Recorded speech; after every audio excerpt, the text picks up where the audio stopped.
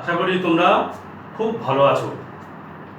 Class 10-এর স্টুডেন্টদের জন্য বলছি, ত্রিকোণমিতির দুটো ভিডিও অলরেডি আমি করে দিয়েছি। একটা টেবিল তৈরি, সেগুলো নিশ্চয়ই দেখেছো, আর না দেখে থাকলে দেখে নাও। আর আজকে আমি ত্রিকোণমিতির সূত্রের সাহায্যে, সূত্র থেকে অঙ্ক কীভাবে করতে হয় সেটা দেখাবো। কিন্তু সূত্র মুখস্থ রাখবে না, সূত্রগুলো চেষ্টা করবে নিজে নিজে তৈরি করা, তাহলে দেখবে মাথায় থেকে যাবে। ঠিক আছে, তো আমি সেভাবে বোঝানোর চেষ্টা করছি। আর একটা অঙ্কের মাধ্যমে তোমাদের এই সূত্র প্রয়োগ করে অঙ্কগুলো কীভাবে করতে হয় সেটা দেখে নাও।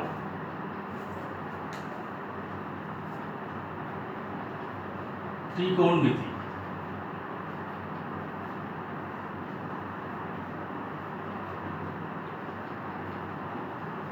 ত্রিকোণমিতিতে সূত্র আছে। ত্রিকোণমিতিতে আমি এর আগেও বলেছি যে রাইট অ্যাঙ্গেল ট্রায়াঙ্গেল অর্থাৎ সমকোণী ত্রিভুজের উপরে ত্রিকোণমিতি দাঁড়িয়ে আছে। সুতরাং সমকোণী ত্রিভুজ নিয়েই বেশি কাজ। তো সমকোণী ত্রিভুজ একটা এঁকে ফেলি আগে, ঠিক আছে? একটা সমকোণী ত্রিভুজ আমি আঁকলাম।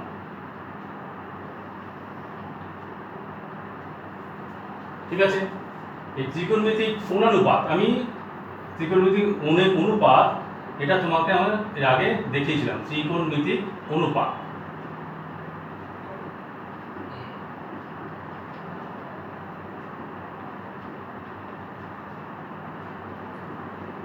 Trigonometric ratio. ঠিক আছে, আমি একটা ত্রিভুজ এঁকেছি পি কিউ আর, যা কিউ কোণটা হচ্ছে 90 ডিগ্রি। তাহলে এটা একটা সমকোণী ত্রিভুজ। এই সমকোণী ত্রিভুজে তাহলে বাকি দুটো যে কোণ আছে তাদের সমষ্টি নিশ্চয়ই 90 ডিগ্রি, কারণ তিনটে কোণের সমষ্টি 180 ডিগ্রি। তাহলে বাকি দুটো কোণ প্রত্যেকে সূক্ষ্ম কোণ, এটা মাথায় রাখবে। এই কোনো একটা কোণ, যে কোনো একটা কোণের এটার নাম দাও, মনে করো এটা থিটা কোণ। থিটা এটা একটা অ্যাঙ্গেল, ডিগ্রি, ধরো 45 ডিগ্রি কি 60 ডিগ্রি কি 90 ডিগ্রি, হ্যাঁ, এরকম বিভিন্ন কোণ থাকে তো, বা 50 ডিগ্রি এরকম থাকছে। তো আমরা এই থিটাটা 90 ডিগ্রি হবে না, কারণ থিটার মান সূক্ষ্ম কোণ, সেটা হচ্ছে সূক্ষ্ম কোণ। তাহলে এইভাবে আমরা যে কোনো মান বসিয়ে তার রেসপেক্টে দেখব, কোনো একটা সূক্ষ্ম কোণের রেসপেক্টে দেখব, হয় আমি এই কোণটা নিতে পারি, নাহলে এই কোণটা নেব, যে কোনো একটা কোণের রেফারেন্সে দেখব। ঠিক আছে, এরকম করে আমরা তিনটে বাহু, তো তিনটে বাহুর জন্য আমরা 6টা রেশিও পাবো, 6টা অনুপাত পাবো। দুটো বাহুকে নিয়ে একটা করে রেশিও পাবো, একটা অনুপাত পাবো। সেই জন্য আমরা বলছি ত্রিকোণমিতিক অনুপাত। তো কী ব্যাপার দেখো, এখানে যদি আমি এই কোণটাকে নিই, তাহলে এটা যদি অতিভুজ, পি আর কি হলো, পি আর হচ্ছে অতিভুজ। এবার লম্ব আর ভূমি আমাকে ডিফাইন করতে হবে।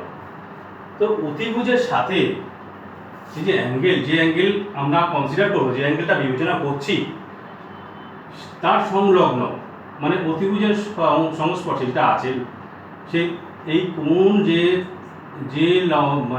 একটা বাহু করেছে অতিভুজের সাথে যে বাহুটা ওই কোণটা করলো, সেই বাহুটাই হবে ভূমি।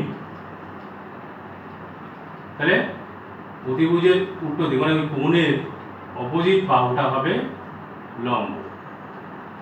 এটা মাথা রাখবে। ঠিক আছে, এটা লম্ব পেলাম, এটা ভূমি পেলাম, তাহলে এটা অতিভুজ হলো।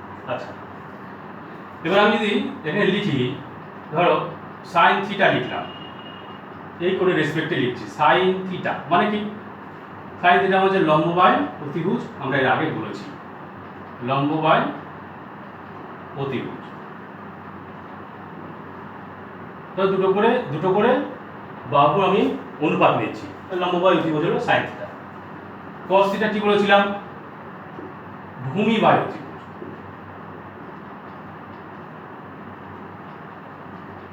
ভূমি বাই অতিভুজ। আর ট্যান থিটা কি বলেছিলাম, লম্ব বাই ভূমি। লম্ব বাই ভূমি হচ্ছে ট্যান থিটা। এবার দেখো এই sine theta, cos theta, tan theta, এই সাইন থিটা পরে আসছি।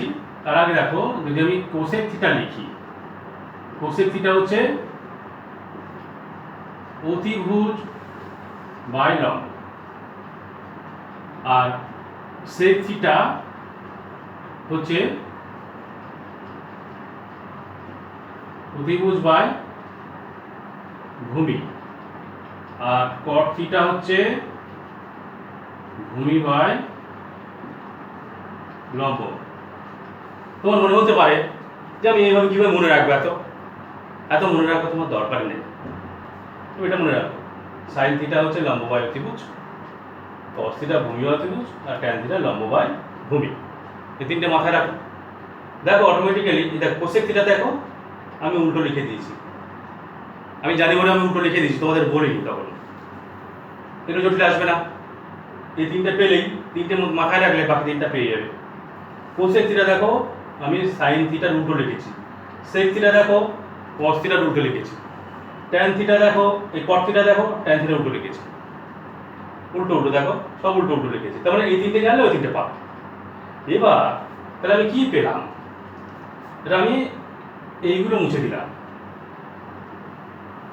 এগুলো মুছে দিলাম, দিয়ে এই কোসেক থিটাটাকে এখানে নিলাম।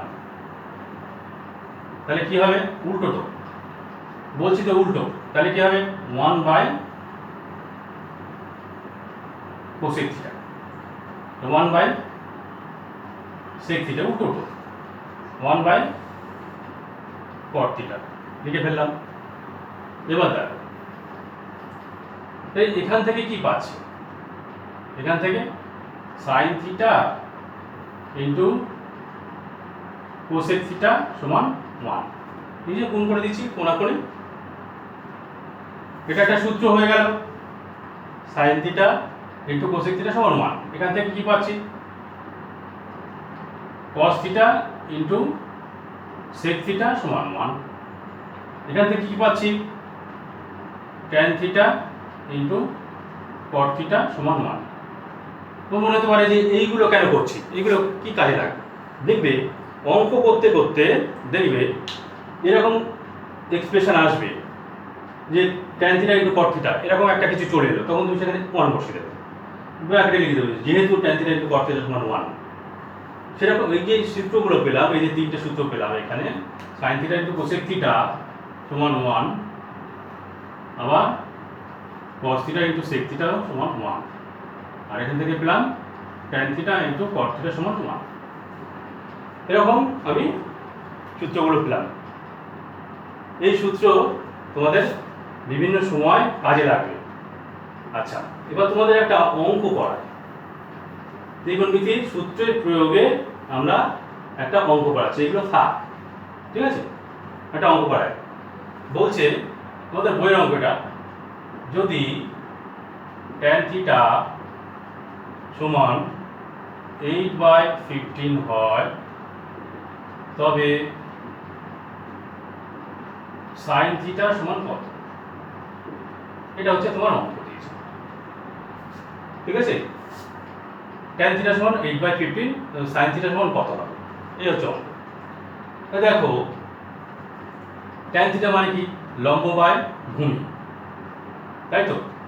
এটা একটা রেশিও আছে, তাহলে আমি লম্বটাকে তাহলে কত নিয়ে তো ধরে নিচ্ছি, আমি ধরি লম্ব সমান 8x আর ভূমি সমান 15x, আমি x দিয়ে উপর নিচে গুণ করে দিলাম, তাহলে লম্ব 8x ভূমি 15x, এটা 8x এটা 15x, তাহলে অতিভুজ পেয়ে যাব। আমি অতিভুজ পেয়ে যাব, কিভাবে পাবো, পিথাগোরাসের উপপাদ্য।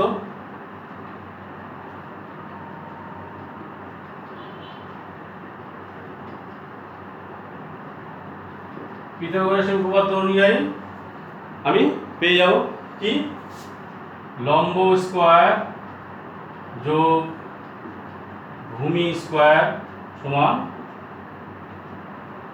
অতিভুজ স্কয়ার, তাই। অতএব অতিভুজটা তাহলে কি হবে, অতিভুজ সমান এটা রুট করতে হবে, লম্ব স্কোয়ার যোগ ভূমি স্কোয়ার, তাই অতিভুজ। অতিভুজ না পাবে তুমি সাইন থিটা পাবে না, কারণ সাইন থিটা মানে লম্ব বাই অতিভুজ। তাহলে এখানে লম্ব স্কোয়ার, লম্ব কত 8x, 8x এর স্কোয়ার দাও প্লাস ভূমি 15x, 15x এর স্কোয়ার দাও, সমান কত হলো রুটের মধ্যে 64x square plus 15 225 225x square, এটা এলো। আচ্ছা, এবার অতিভুজ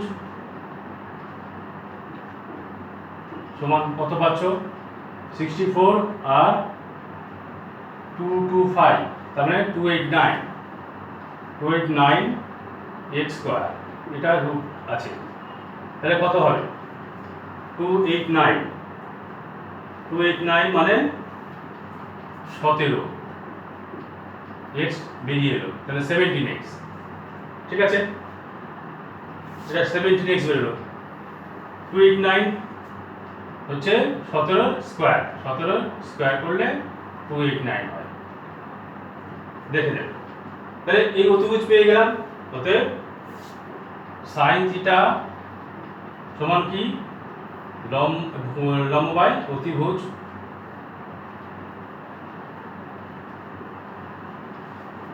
সাইন থিটা পাবো।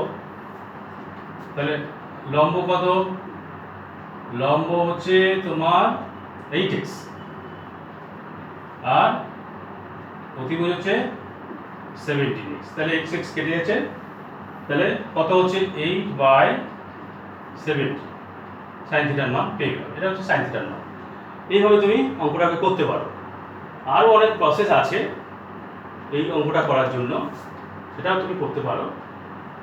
এইভাবে বের করে নিয়ে তুমি এটা করলে, তো বইতে অনেক রকম প্রসেস দেখানো আছে, আমি একটা প্রসেস দেখালাম, এইভাবে তুমি অঙ্কটাকে করতে পারো, ঠিক আছে। আর যদি আরেক রকম করে করো, তাহলে আরেক রকম করে দেখাই তোমাকে। দেখো, ধরো এরকম লিখলে ফর্মুলা অ্যাপ্লাই করো, ধরো, ঠিক আছে। দেখো তুমি এরকম করে লিখছো,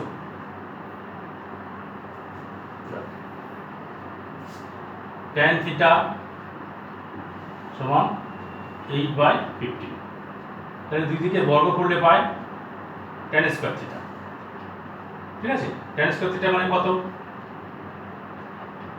64/225, তাহলে tan মানে কি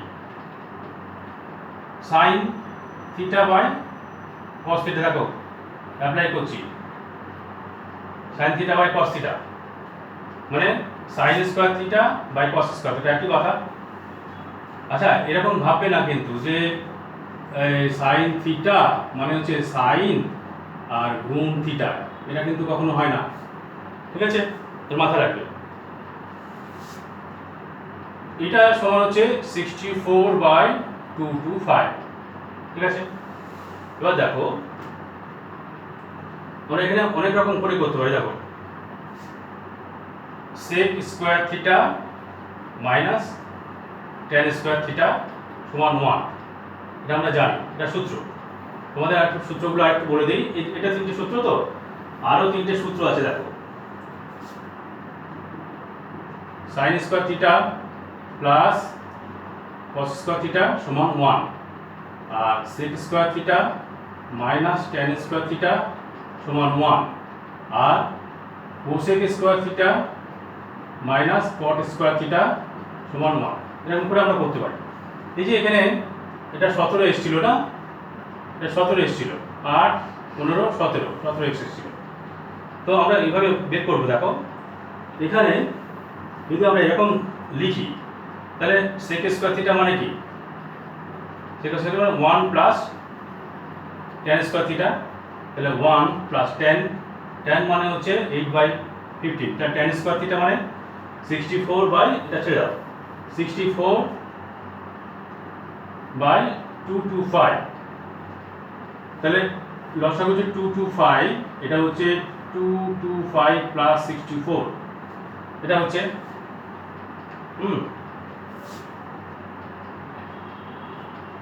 অতএব sec স্কয়ার থিটা সমান 289/225। তাহলে সেক মানে কি? cos এর উল্টো। তাহলে cos স্কয়ার থিটা মানে 225/289। আর এই যে formula sin square theta plus cos square theta সমান 1।